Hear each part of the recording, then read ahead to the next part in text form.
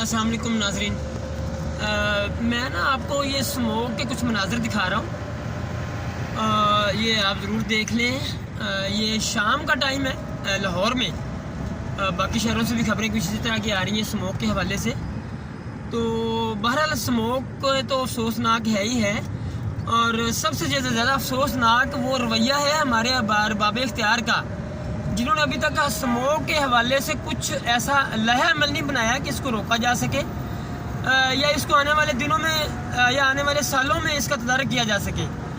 افسوس کی بات یہ کہ یہ دھند کی طرح پڑ رہی ہے اسموک، اور ہمارے ارباب اختیار جو زیادہ ذمہ داران ہیں، خادم اعلیٰ ہیں یا ادنا کہہ لیں یا جیسے بھی ہیں، وہ بھی ملک سے باہر ہیں، صوبے کے جو سربراہ ہیں۔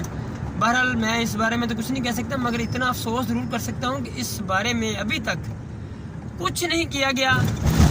جتنی اسموک بڑھ چکی ہے، جتنے لوگ بیمار ہو رہے ہیں، اور جس طرح کے اس وقت ماحول لاہور میں بنا ہوا ہے، میرا خیال ہے کہ بس میں اب افسوس کے علاوہ اور کیا کر سکتا ہوں، کیا کہہ سکتا ہوں۔ یہ آپ اندازہ کر لیں، اسموک کا لیول دیکھ لیں، دھند کی طرح۔ دھند بھی اتنی کبھی نہیں پڑی جتنی اسموک ہے۔ تو بہرحال میں تو یہی کہوں گا کہ ہمارے جو ارباب اختیار ہیں وہ اندر بیٹھے ہوئے ہیں، عوام باہر پریشان حال ہے۔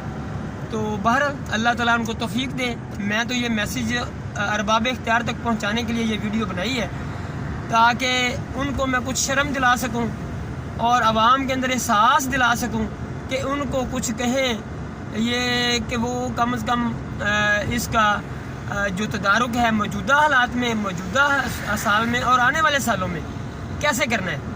میں تو بس یہ احساس دلانے کے لیے ویڈیو بنائی ہے۔ آپ کا بہت بہت شکریہ۔